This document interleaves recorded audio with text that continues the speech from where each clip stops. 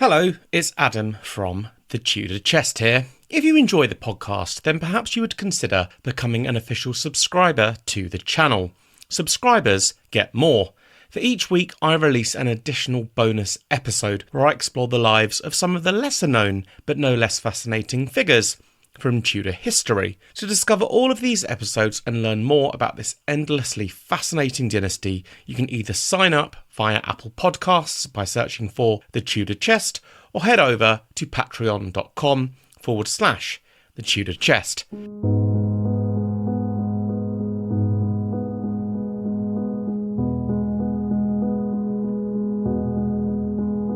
Jane Boleyn is easily one of the most vilified yet fascinating figures from Tudor history. She has been, to my mind, unfairly maligned, repeatedly treated as a pantomime villain who destroyed her husband and sister-in-law.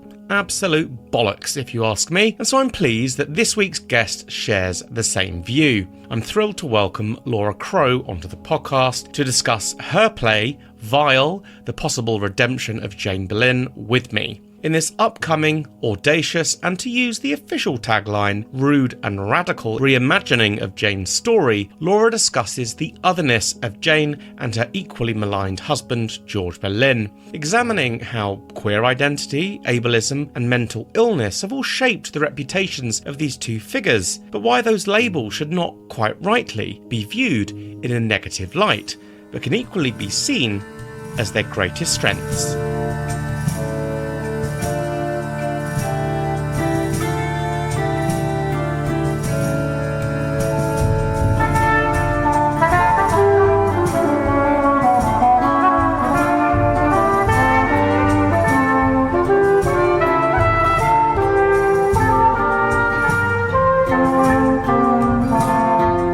Welcome back to the Tudor Chest Podcast, episode 90, Vile, the Redemption of Jane Boleyn, with Laura Crowe.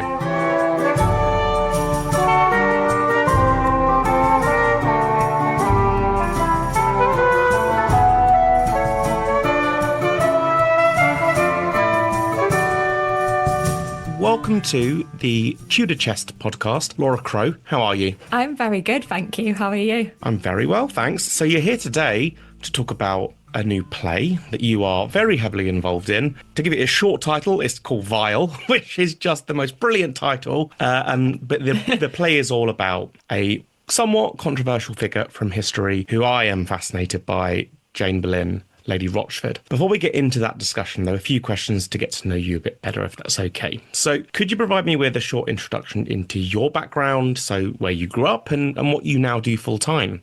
Yeah, so I'm Laura.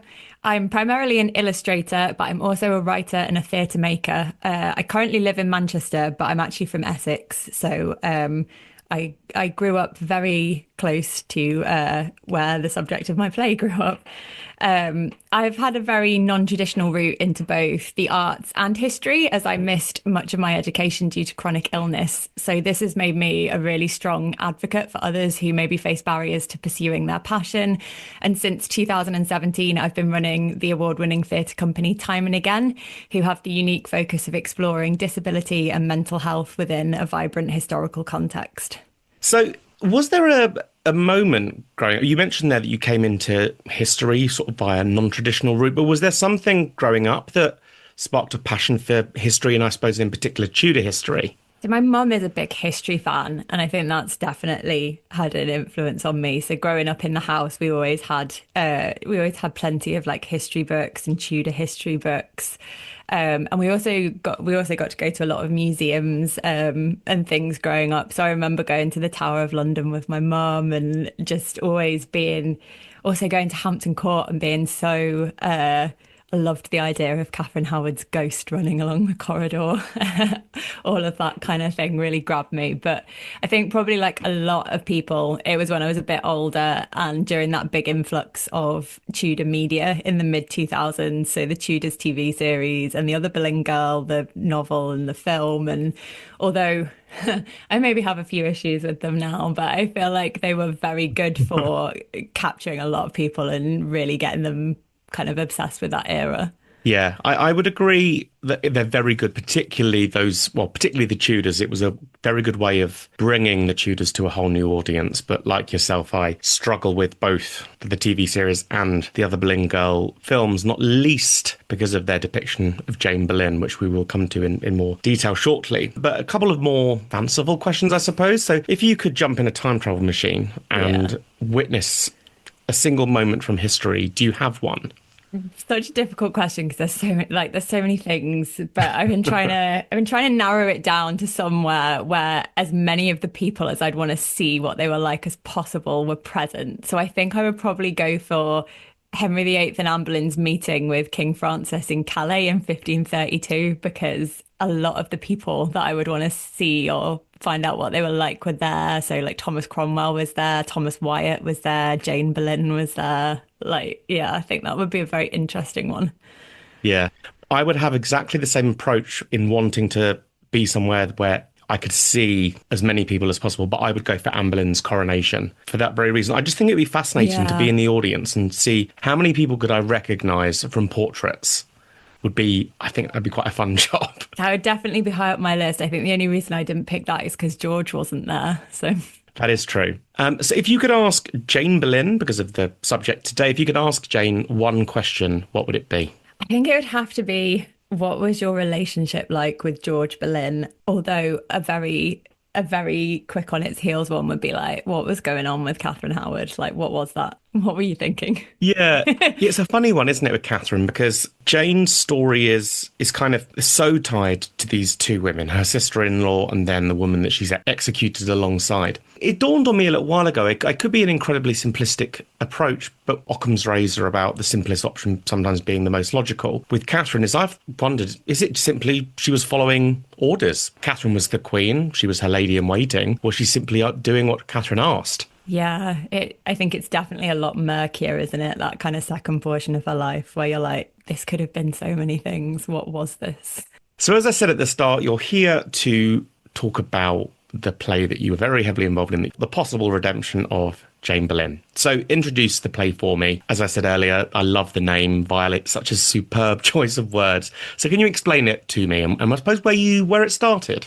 Yeah, so I mean, the name Vile comes from an 18th century description of Jane, which called her vile and vicious, which I just thought was, I mean, not great, but great from a writer's point of view. But I feel like it also just applies to quite a lot of events from that era. I feel like vile just kind of sat well for, yeah, summing up that era. Yeah, so the play is set amid the chaotic court of Henry VIII, and it is a rude and radical reevaluation of Anne Boleyn's infamous sister-in-law, Lady Rochford, and particularly looking at LGBTQ plus and disabled identities in an era where neither were recognised, and I think sometimes people think perhaps didn't exist, and it's trying to challenge the mainstream narrative that's built up about Jane over the years, that she was nothing more than this bitter betrayer who hated her husband and rushed to bring down the Boleyns. And we'll come to discuss that more in later detail because there's just no evidence for it in my opinion. So I'm really pleased that there is play that's going to be really challenging that, even though to your point what you're doing is sort of quite against the grain as to what we would expect. What made you want to tell this specific story about Jane Boleyn? I believe there was actually in some respects quite a personal connection going on sort of back to the mid 2000s, some issues that you yourself faced. Yeah, so as I kind of mentioned a bit before, like a lot of people, I first encountered Jane and George Boleyn via the TV series The Tudors and the book The Other Boleyn Girl. And like we also mentioned, the depiction is quite problematic in both of these forms of media.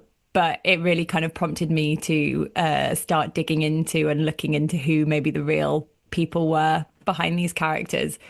And at this time in the mid 2000s, when I was just discovering Jane and really sort of getting into the Tudors, I'd also just been diagnosed with OCD. So the suggestion of Jane's madness really sort of shocked and intrigued me. And I kind of, that was something that particularly compelled me to try and read more about what had happened in her life and what had sort of led up to that moment. I think there's something inherently other about both of the Rochfords. So George Boleyn was created Viscount Rochford in 1529, so they tend to be called Lord and Lady Rochford. And this kind of otherness about them really appealed to me as a queer disabled person. But I didn't like the way it was often harnessed in fictional representations of them. So their story and the idea of reframing it sort of sat at the back of my mind for quite a long time after that. And then I finally started work on it during the first lockdown. So, putting the play aside for a moment, for people who may know a little bit about Jane, they might have heard of her. Can you just introduce Jane to me as a figure? Who was she? How did she come to be married to George Boleyn, and so on? Yeah, so Jane was probably born around 1505. We don't know for sure. She grew up in Essex, like me, in Great Hallingbury, which again was very, very near to where I grew up in Stansted. She then came to court probably around about 1521. She might have been at the Field of Cloth of Gold in 1520. We know that her parents definitely were. And then she was married to George Boleyn in around about 1524, 1525. She was married to George for a long time, so around about 11 or 12 years. They never had children. And their marriage ended when George was executed alongside his sister in 1536.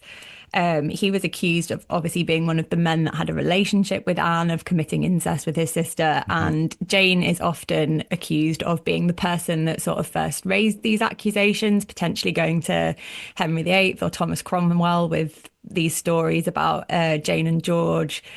I think a lot of this has come up retroactively because we know how Jane's life ended later.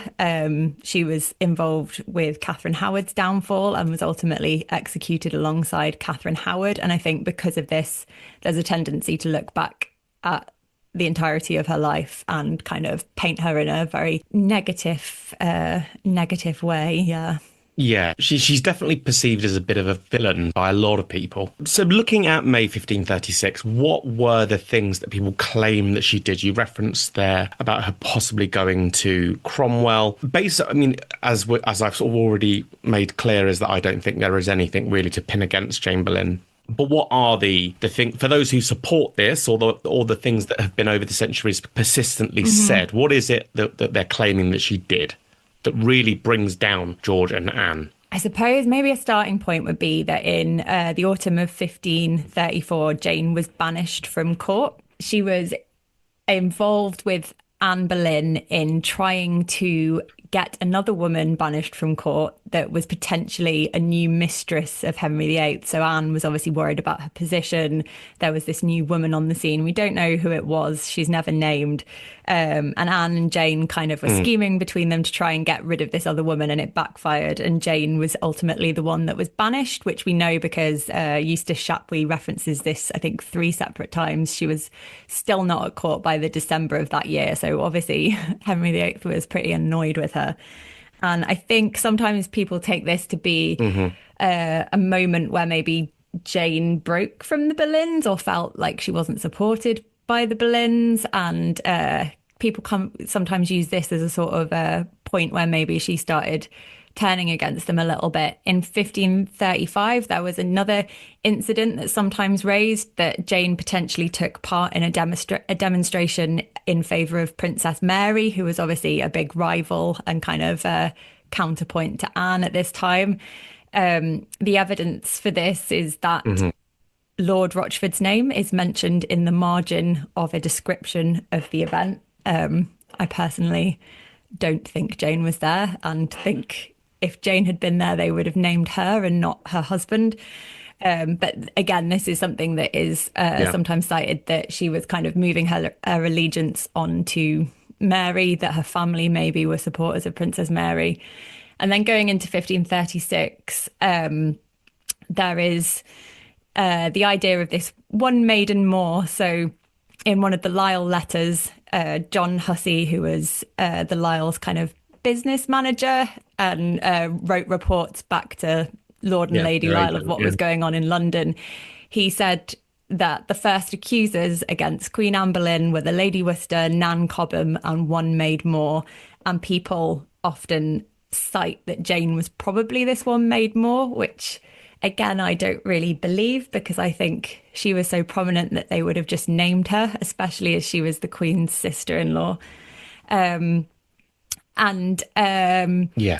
there's also, once George and Anne went to trial, there's this kind of infamous piece of evidence about Henry VIII's sexual prowess that potentially Anne and Jane were talking about, and they got George to read out in court, with the idea that this is kind of what sealed George's fate. But again, I think from my perspective, I Yeah. don't think that suggests that Jane willingly went to Cromwell or initiated these stories of incest. Yeah, I guess they're kind of the main points that people list against her in regards to 1536. Yeah, and I actually think that what this shows us, particularly that story in 1534 where Jane and Anne are working together to try and oust whoever this woman is from Henry's attention, that tells us that this is the Boleyn women working together for the good of the Boleyn name. And personally, when you look at the charges that people level against Jane, they are illogical. You know, whether we like it or not, this was a deeply patriarchal society. Jane's position at court was down to who she married. And I really struggled to see why she would have thrown that under the bus. Especially, you know, she was a Boleyn. She'd been a Boleyn for over a decade by this point. If they fell, she fell. And so to me, it's illogical. It doesn't ultimately make sense. And I've always felt it was just almost laziness from people, just sort of lumping her in and treating her as this villain, when really, when you take a step back, it doesn't actually make much sense. Yeah, absolutely. I think something that's often maybe minimized in adaptations or like accounts of this time is just how prominent and powerful a figure George was by this point in history. He was Lord Warden of the Cinque Ports. Like he had so much influence by this time. He'd really risen. And so I think the suggestion that Jane would sort of willingly throw all of this away and then be rewarded by just being back at court in Jane Seymour's household I don't think that adds up, because then she's No. a traitor's widow. She's her dowry, her jointure payment, she really had to fight for getting the bare minimum of that from Thomas Boleyn. It wouldn't have been a sensible move on her part to knowingly do this. Well, also, we know that when George was imprisoned, Jane wrote to him that I believe the letter didn't end up making it into George's hands, but she certainly wrote to him. And the other thing that people often talk about is the fact that they had no children. That is undeniable, but a lack of children does not immediately mean a really bad marriage or homosexuality on George's part. Or, you know, for all we know, Jane may have fallen pregnant and had early miscarriages. So I think we can't use a lack of children as proof that there weren't possible children or that the marriage was a poor one. It was unusual for them to have not had children in an age when this was all about, particularly among the nobility, getting children. But the fact that they didn't isn't evidence of anything other than possibly that they couldn't physically have children, you know, and that has always really bugged me. Yeah, that's something that's always always sort of struck a chord with me about their story as well, because I feel like, unfortunately, to a certain degree, that still kind of persists today. Like these ideas of kind of like heteronormative relationships and what's expected from them. And if you kind of don't conform to that, there's still a bit of a like, why kind of element now. And obviously in the 16th century, these like were even more structured and dynastic, and the expectations were so much more set in stone. So yeah, the fact that they had no children, that there's no recorded miscarriages, I feel like people have really honed in on that and kind of used that as, I mean, that's really the only evidence, for want of a better word, as to why their marriage might have been unhappy. On the other hand, we do have evidence that while George was away on embassy, that Jane was writing to him and conveying him news. So they clearly were communicating. So even if it perhaps wasn't a traditional marriage, I guess it was certainly a functioning partnership where they were kind of working towards the same end. Well, also I think that like the great irony as well when we look at George's story is that George himself has also really suffered in recent years. And people who are very unkind about George or try to paint him as just a sort of sleeping with anything that walked, these people also overlook the fact that, to my knowledge and belief, there was never any mention of George having illegitimate children. And that little inconvenience seems to not be mentioned by those who claim that he was sleeping with basically anything that walked. That aspect that he also didn't have illegitimate children doesn't come into play, which I find a little infuriating. Yeah, George definitely, I think, after Jane is probably the Tudor that I feel most fascinated with, and I feel has not come across well. And I feel like I've never seen a depiction of George where I'm like, that feels fair, or that feels like the sort of George that I get a sense of through what we have got Yeah. left of him via like source material. Yeah, he's not badly characterized in Anne of a Thousand Days, but it's not a very, Yeah. there's not a lot of him on screen, but it's certainly not, it's one of the better ones. But with George, it's Rita Warnick who sort of makes these suggestions around sexuality. To your knowledge, is there any evidence to support any of these facts, or again, is it pure conjecture? I don't I don't think there necessarily is any particular evidence that George might have been gay or bisexual, but then on the other hand, it's like it's so impossible almost to get any evidence that anyone was gay or bisexual or had a different Yeah. sexuality at that time, because obviously their whole inherent understanding of identity and sexuality was so different from ours today. I think I think the thing that I find most frustrating maybe about the whole thing surrounding George is that like this idea has taken root in popular media that he was maybe gay or had a different sexuality, but it's the fact that people then harness this to portray him as devious or malicious or promiscuous or violent, or to be a Yep. valid reason for Jane to be horrified by him or for their marriage to not work. And I think that's the element of it that I find very problematic. I think there is a tendency on some people's part to defend George against these accusations, as though if he had been gay, it would somehow diminish his achievements or his reputation. And I think that was one of the things that really made me want to explore that in the play, because I think for better or worse, he has almost become kind of like a poster boy for 16th century, like different sexuality. And I feel like there needs to be a more balanced approach to that, a more positive portrayal of that than what we've had so far. Yeah, that's a really good point, because actually defending him for not being homosexual isn't necessarily progressive in and of itself. You also referenced a bit earlier about the otherness of George and Jane Rochford. So can you expand on that in a bit more detail? I suppose maybe for Jane in a bit more detail. What do you mean by otherness when it comes to their story? Also, the fact that he is in a time that was so patriarchal and misogynistic, he is often so specifically Yeah. defined by his sisters and the women in his life, by Jane and the women in his life, which instantly kind of positions him a bit differently from other men at that time. And as we've also touched upon, the fact that they never had children in their marriage. But I think particularly with Jane, there's sometimes suggestions around her sexuality as well, around this idea of her liking to spy at keyholes or being a bit of a voyeur. That kind of crops up quite a lot. But particularly with Jane, it's this link with mental health, I think, that sort of tied it all together for me, this feeling of like different identity, I guess, that surrounds them. And the mental health, I think, plays into that quite a lot. Yes, and we'll come to that in a bit more detail, because it is definitely an Yeah. aspect of Jane's story that needs to be explored. So, to the play itself, where does the play start, and who are the characters that people are going to expect to see actually on stage? Yeah, so we start with Jane arriving at court, which, for the purpose of our story, we've said is 1521. And then in terms of real historical figures, we obviously have the Boleyns. So we have Jane and George Boleyn, Lord and Lady Rochford. We have Queen Anne Boleyn, George's sister. And we have Thomas Boleyn, George's father. And then we also have courtiers So we have Thomas Wyatt and Francis Bryan, who were both quite prominent and interesting courtiers during the reign of Henry VIII, and two figures that I am really fascinated by. I think that Mm. they're both figures that I feel like suffer a bit in adaptations in terms of we just don't get enough of them when they're so interesting and kind of you feel like they're perfect characters for film and TV, and you're like, where's their stories? And then finally, we have two completely fictional characters, ladies in waiting, both called Mary, because I feel like everyone had one of about three names back then, and I wanted to acknowledge that.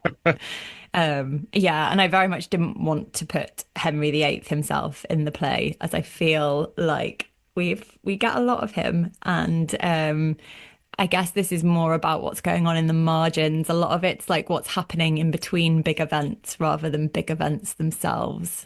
It's quite a brave move, but I actually really like the fact that Henry is not featured. I think that probably gives the play, well, it gives the characters a position away from association directly to him. So actually putting them front and center kind of allows them to shine, because obviously Henry does tend to dominate. I feel like he's this presence in the background, maybe alongside Wolsey and Cromwell as well, because they're not in it, but they're very much presences in the background that they talk about quite a lot. But obviously, you never meet them, you never see them, so you kind of only get secondhand impressions of what they might have been like. What sort of time period do you cover? Because you mentioned there where you start. Do you go, without any big spoilers, but do you go right through to the end of Jane's story, or is it mostly concentrated around her time with George? Yeah, so Vile very much focuses on Jane's time with the Boleyns. So it covers a period from her arrival at court in 1521 to the downfall of the Boleyns in 1536, which is still 15 years. So it's quite a big time period where a hell of a lot happened. So I think,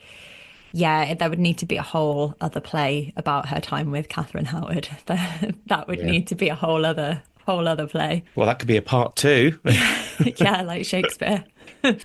So part of the tagline for the play is that Vile is both rude and radical. So how is that going to manifest itself in the show? In the most literal sense, it's quite a sweary play. So Okay. if that's not your bag, it's probably not for you. It also The dives, Tudors swore, though. yeah, I think people often miss that, don't they? That they miss the fact that the Tudors swore. yes, yeah. Some of our oldest words are swear words, which I think is really fascinating. Well, like in Oxford, they had a street, the C-bomb was named on a street in Oxford. And again, people just don't know that. Yeah. I think people have this idea that people were all very prim and polite, and obviously you're like, they're people, especially in private. They would have been swearing away to each other, bitching about people. Yeah, it kind of has that feel throughout of diving into things that maybe often left out of period dramas. I think people like to make history very cool and very sexy and maybe not go into things that don't match up with that. So it kind of features like sex and toilets and periods and illness and other things that maybe aren't mentioned in this era so much. And also just having these confusions and discussions about identity and who you are and how you fit into the world and things that people do today, which again, I think sometimes because there was such like a rigid system and a very dynastic kind of misogynistic way of the world, then people sometimes forget that obviously people would have still been questioning these things and trying to work out stuff about themselves and their lives and messy stuff like that. Yeah. So naturally, the play is about re-examining Jane's story, but do you also set out to also re-examine Anne Boleyn's story as well? Does she have quite a big part to play in the story? So Anne is a fairly prominent character in it. I think a lot of her story is kind of going on off screen, off stage. So we kind of are mainly seeing her in relation to Jane's story, but inevitably they entwine quite a lot. I think the depiction of Anne in this play is maybe a bit different from some Annes. I guess it's maybe more in line with the Wolf Hall Anne than say the Tudors Anne, but Okay. perhaps not quite as cold as that, because obviously Jane, being one of her ladies, is obviously privy to a lot more of her kind of private moments than Thomas Cromwell would have been. I think maybe one of my favourite little Anne and Jane moments that's in the play is Jane helping Anne go for a piss in the middle of her coronation, helping lift up all of the like layers of her dress, trying to find a chamber pot in like an antechamber. What's brilliant is that those things will have happened. We all go to the toilet. Like there will have been those moments when it's like, oh fuck, I need to go. Can someone help me? Yeah. Yeah. And she was pregnant. Like she would have needed to go for a wee a lot. Yeah. And well, the fact that you've said that it's more in line with Wolf Hall Anne than Tudor's Anne, I'm already very excited because, I mean, I know I'm in the minority, but I loathed the Tudors version of Anne Boleyn. I thought it was, and there's nothing wrong with Natalie Dormer. I think I loved her in Game of Thrones, but I thought she really overacted as Anne. I just didn't like that interpretation, but I loved Claire Foy's interpretation in Wolf Hall because I think what it does, more so than any other depiction of Anne, is that the Wolf Hall version really conveys how Anne must have been, I think, crippled by imposter syndrome. And this, like her snapping and being unpleasant to people is driven by this sheer terror of trying to hold on to an increasingly oily pole. And I think that is exactly how the real Anne Boleyn would have felt basically all of the time. I agree. I think that's something that maybe comes across hopefully with Jane's character in this a bit as well, is the way people lash out when they're under immense pressure. And all of Yeah. these people were in the public glare trying to hold on to impossible positions in like unprecedented times. And that feeling of, saying things that you regret in a moment or snapping or Which we've all being done. irritable, being worn down by this public front that they were all having to put on all the time. I think, Mm. yeah. And like coming back to mental health, I think again, when that's something you're balancing as well, it can be an extra layer of irritability or, yeah.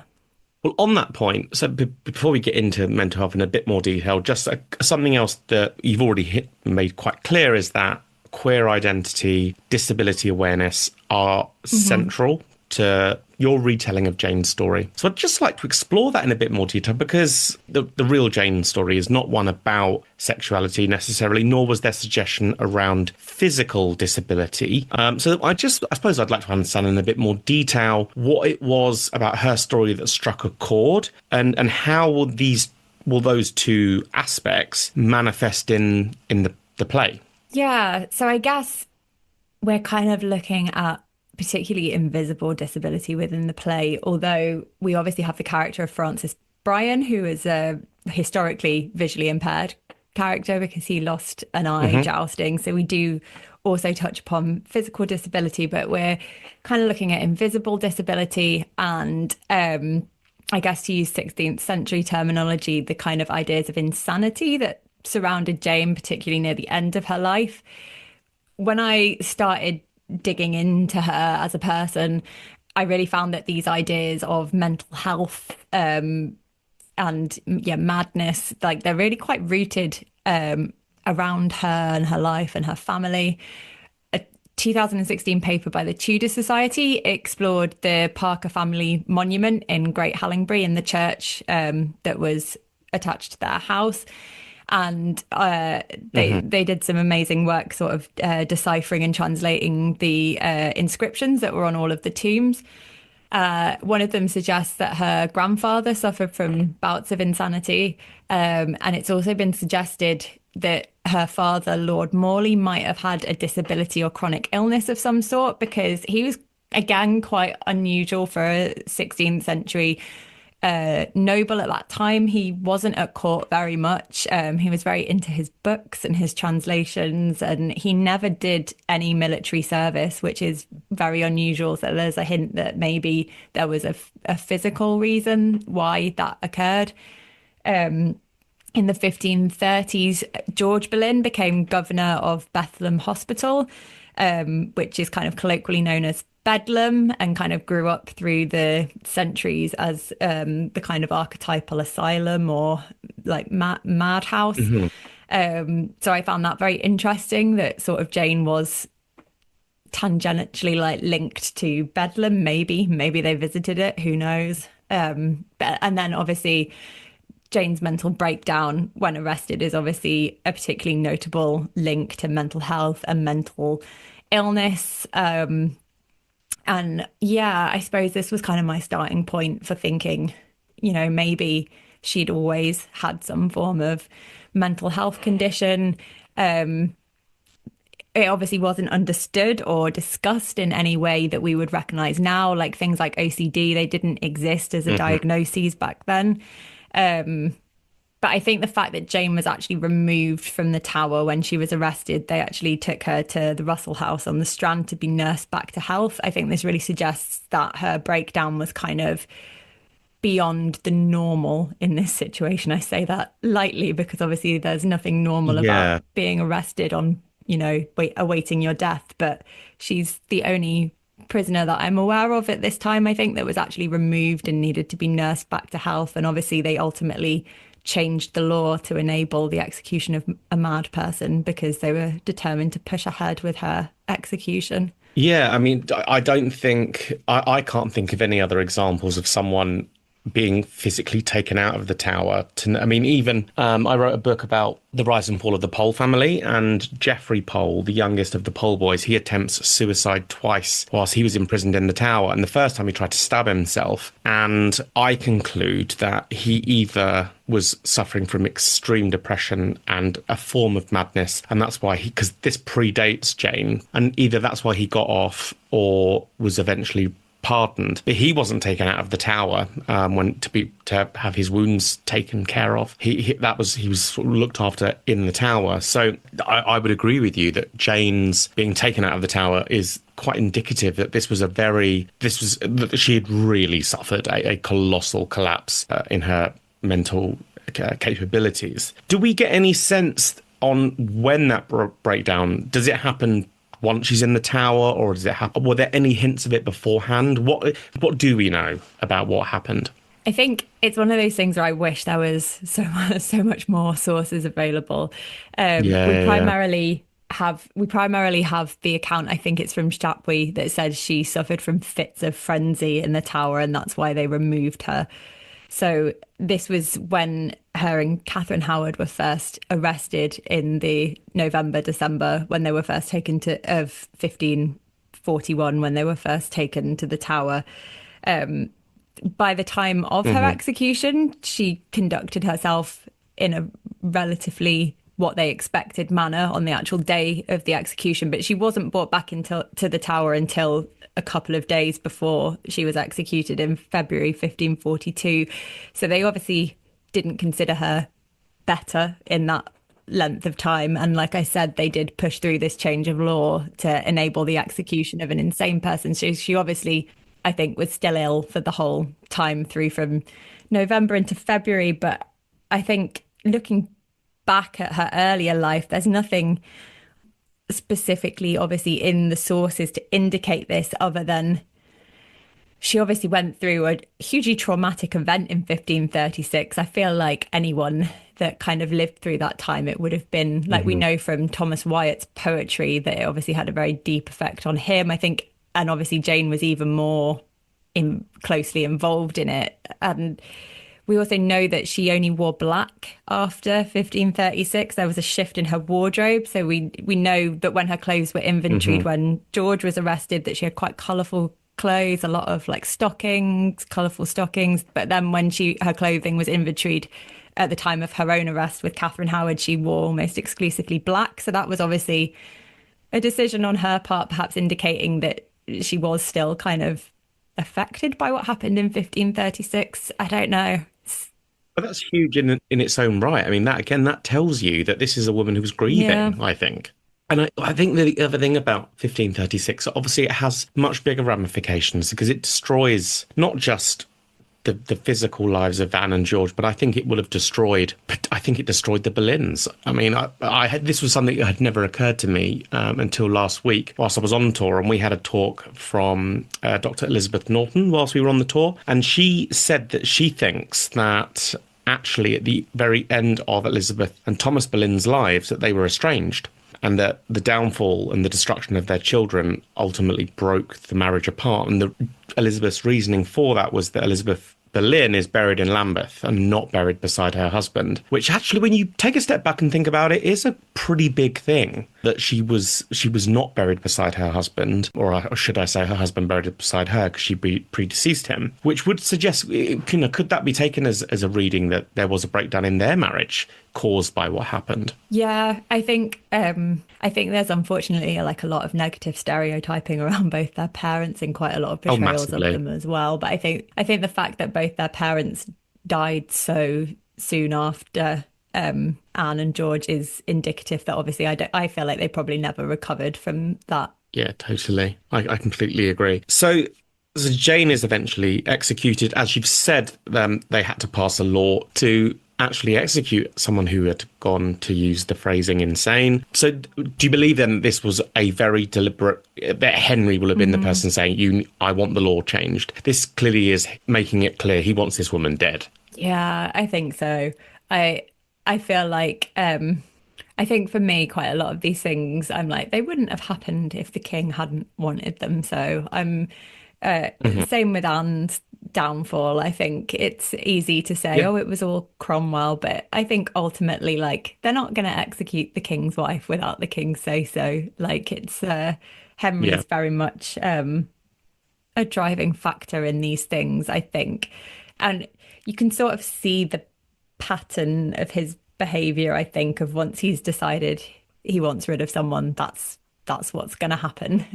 something I wanted to pick up on that I know that you mentioned to me is that just how much, I suppose, in some respects, Jane's mental breakdown, how it was treated back then, in a way kind of mirrors how mental illness is still being perceived today, particularly in women.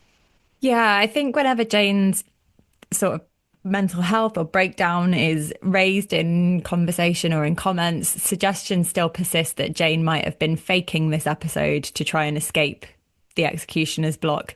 But I think this Hmm. unfortunately leans into the unsurprising but unpleasant fact that still today women are disproportionately affected by a lack of belief and validation surrounding their mental health concerns, and they're so often dismissed or misdiagnosed by medical professionals still now. So yeah, something of why I wanted to look at mental health, particularly in invisible disability in the 16th century, is it's still so hard to get diagnosed, to get support today. So imagining what it would have been like for someone back then going through such hugely turbulent times. Obviously, there was things like the sweating sickness was an ever-present threat, the religious upheaval, which was literally changing the very foundation of what everyone believed in and thought Mm, was part of their existence. It was all kind of being rewritten, and like these huge stresses, like we know that massive world events, stress, they all have an impact on people's mental health and physical health.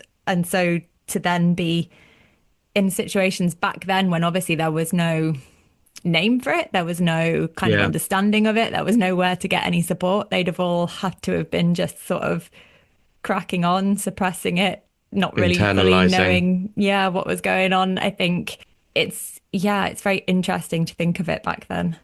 Yeah, and I think that cannot be sort of overstated enough, is that anxiety, mental health, mental illness has been a constant part of the human condition since humans came along. And yes, these were people living 500 years ago, so we should always be skeptical of psychoanalyzing people from 500 years ago, because they lived in a very different world to our own. But they laughed, they slept, ate, went to the toilet. That they went Yeah. through much that we recognise today. So to be existing in a world where you can't really vocalize or even try and make sense of internal mental illness and what that represented would have been incredibly difficult, I think, for people. Yeah, definitely. I think, yeah, from a historical point of view, I'm never keen to say, oh, this person had this condition or Mm. this person was this, because their whole way of identifying and expressing and understanding themselves was so different from how we think about ourselves now. But obviously, from a writer's point of view, from a fictional point of view, you kind of need to you need to take someone as an example, I guess. And in this Yeah, of case, I've course. obviously with Jane, kind of explored these themes via Jane. Although, yeah, obviously, there's no evidence to suggest she may have had OCD or another mental health condition beyond what we've already mentioned. But yeah, I think from a writer's point of view, it's really interesting to frame these issues in those times because I think, especially at the moment, there's this bit of an unpleasant idea that like neurodivergence and mental health, it's something that's just cropping up now. It's a symptom of the modern world, and it's not. Obviously, people have been thinking about and exploring about and experiencing these things since people have existed. Yeah. So my final question for you is whether you think there's anything really about Jane Boleyn that history has got right. So I think Other than her name, maybe. I think Jane is normally portrayed as pretty intelligent, which I think was probably right. I think obviously her father was very well read, very into his translations and books, and she'd have had access to that from a young age. I think also she, although obviously kind of went wrong at the final hurdle, but she was a survivor. She served 5 of Henry's queens, so she obviously knew how to play the game at court. And I Yeah. think sometimes adaptations maybe take away a bit of her agency. I think she was probably quite a driven person, quite a I think she knew what she was doing at court to a certain extent. She knew how to play the game maybe. And I think she also did make mistakes, but I don't think she's this black and white figure that people would like to make out. I think she was a person, so obviously she was fallible and flawed and complex. And I think that sort of what you said a moment ago, the fact that she serves the first 5 wives of Henry VIII, that as a fact is both remarkable and something that a lot of people don't pick up on, because that by itself tells you that this is a woman who saw it all. It's very likely she met Catherine Parr, obviously dying before Catherine became queen, but this is a woman who saw so much. I mean, she really would have been a window into Henry's reign, and for that reason alone, I think she's an extremely fascinating character, let alone what her own story entailed. Yeah. And I think it's interesting how often she crops up in first-hand sources, given that she herself isn't royalty or she wasn't married to the king.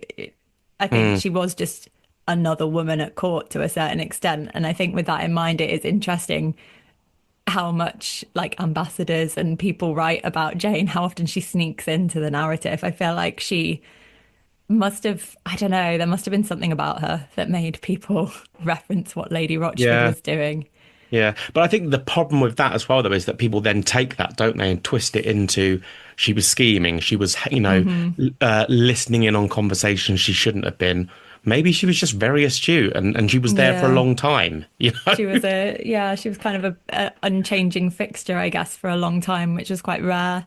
Yeah, definitely. Well, thank you very much for coming on and having a discussion about Jane with me today. So when is the play actually launching? How long is it running for? Where can people find more information and so on?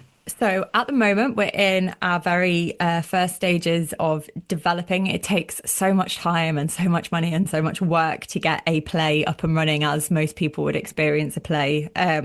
So we've been doing some work on it for the past 3 years, but we're finally getting it up in a rehearsal room on its feet with actors this June, and we're presenting only the first half of the play on Saturday the 28th of June at 53.2 in Manchester. And our intention with that is to get some feedback from the audience that's coming, to sort of test out the play and hopefully then kind of launch it to some industry and some venues with the intention of it touring as a full play in 2026. Amazing. And for people who want to keep up to date with your work, are you across social media? I am. So if you're interested in my illustration work and sort of my general musings about history, I'm on Instagram as It's Laura Crow. I also have a website with the same name. And then my theatre company is on Instagram as Time and Again TC, and the play specifically is on TikTok and Instagram as vile_the Tudor play. Brilliant. Okay, well, thank you very much again for coming on to the Tudor Chess podcast, and we'll speak soon. Amazing. Thank you very much for having me. That brings us to the end of this week's episode of the Tudor Chest podcast. My thanks to Laura Crowe for coming onto the podcast to discuss Vile and Jane Boleyn with me. If you have any suggestions for future podcast episodes, please do reach out to me on Instagram. I would love to hear from you. Thank you again for listening to the Tudor Chest podcast, and catch you next week.